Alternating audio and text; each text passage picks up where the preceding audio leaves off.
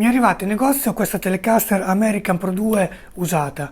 La smontiamo per pulirla e la analizzeremo per vedere cosa ha di speciale. Iniziamo!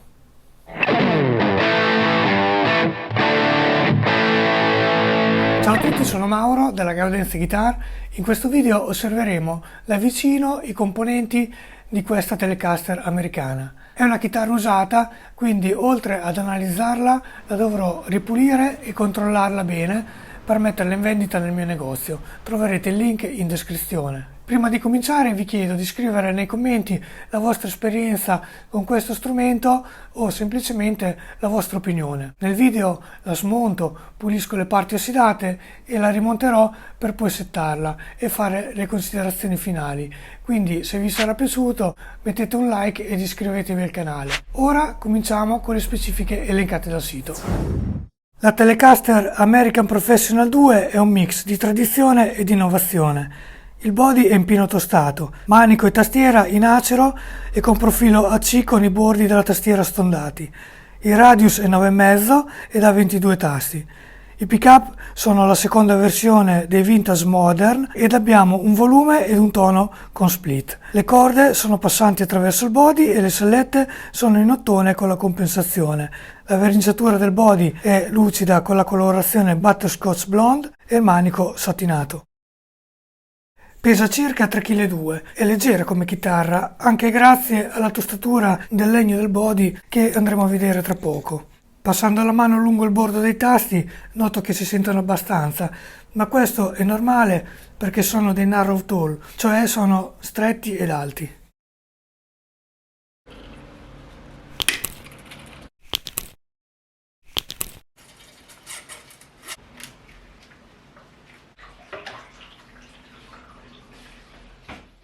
Il body è in pino tostato, 2 pezzi, è un taglio molto bello, con le venature più fitte al centro, mentre sui bordi esce sempre più fuori la fiamma. Si può notare bene dal bordo inferiore come è incollato specchio. Vedete infatti la fibra molto fitta che inclinandosi orizzontalmente tende a mostrare la fiamma. Il processo di tostatura simula l'effetto della stagionatura rendendo il legno molto più leggero e risonante. La verniciatura è semicoprente, cioè lascia vedere le venature ma non in maniera netta e definita. È lucida a specchio e a giudicare dal tacco sembrerebbe piuttosto sottile. Smontiamo il battipenna e vediamo cosa c'è sotto.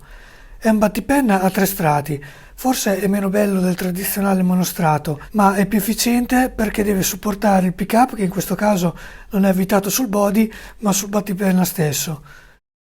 Visto che ci siamo darò una pulita anche alle viti. C'è lo scasso per l'humbucker al manico ed il single coil come opzione per un pick-up in più al centro. Il vano è schermato ed il pick-up ha il filo della messa a terra nella cover. Ha i gommini come molle per regolare l'altezza, ma di materiale molto più resistente di quelli tradizionali. Ora smontiamo la piastra dell'elettronica. Ci sono un sacco di fili, non prendete paura, in realtà il circuito è molto semplice. La sede è schermata, qui abbiamo il classico selettore a 3 vie, il potenziometro del volume con il treble bleed integrato e il tono push push che se premuto mette i pick-up in serie. Inoltre le saldature sono ottime come la qualità dei cavi utilizzati. Smontiamo ora la piastra del ponte, confermo che anche qui sotto c'è la schermatura. La messa a terra del ponte passa attraverso questa bella piastra di rame e le viti di ancoraggio. Non abbiamo infatti il classico filo che spesso tende ad alzare il ponte. I gommini sono quelli tradizionali bassi, è tutto perfetto. Per quanto riguarda il manico abbiamo un blocco unico di acero, quindi tastiera e manico stesso pezzo. La venatura è molto bella, abbastanza fitta ed osservandolo nel tacco è perfettamente orizzontale, quindi è più probabile che non sia soggetto a torsioni nel tempo. La verniciatura è satinata nella parte dietro per avere una buona scorrevolezza ed è lucida nella tastiera e nel fronte paletta per essere in sintonia con la finitura del body. Come shape è molto comodo, andandolo a misurare al primo tasto misura 20,8 circa, mentre al capotasto abbiamo 43,5. Eccoci qua. Per pulire i tasti utilizzo queste gomme abrasive che vanno dalla grana più grossa a quella più sottile. In questo caso, per rimuovere la patina superficiale è sufficiente quella sottile.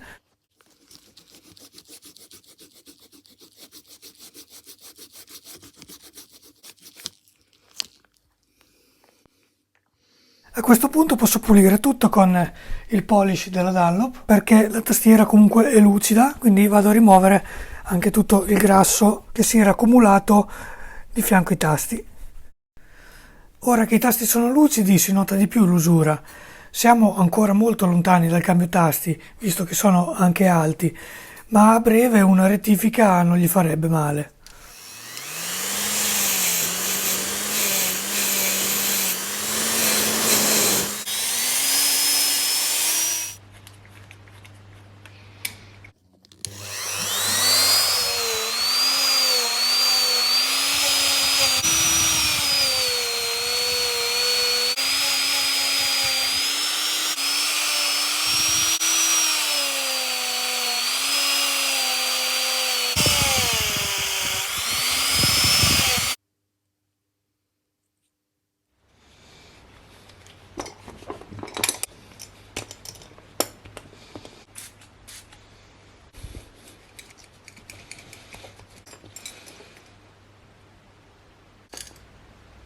Ora possiamo rimontarla.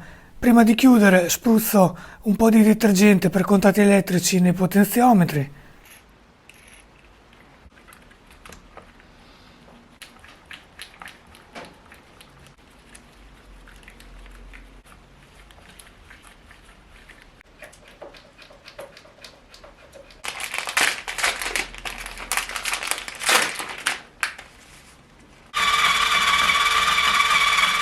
Le meccaniche sono più performanti delle tradizionali vintage, con gli alberini disallineati per permettere alle corde di avere l'inclinazione giusta al capotasto. Ora posso procedere col setup regolando il radius, che come avevamo detto è 9,5, ed il truss rod. L'accesso al truss è alla paletta e non al body, così non dobbiamo smontare sempre il manico per regolarlo. Inoltre sul tacco c'è la vite per regolare l'inclinazione solo se serve.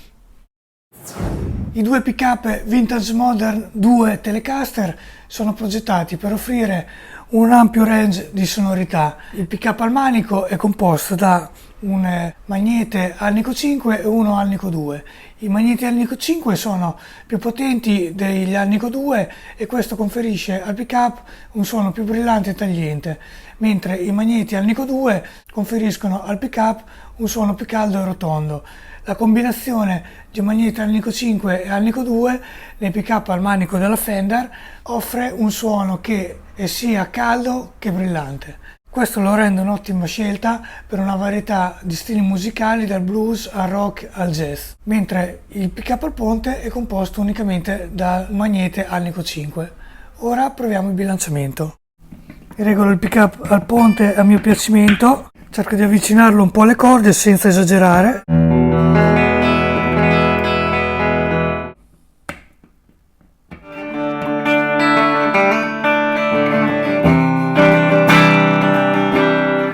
Pick-up al ponte, che è solitamente il pick-up che soffre di più in termini di suono, soprattutto col pulito, comunque mantiene una certa rotondità.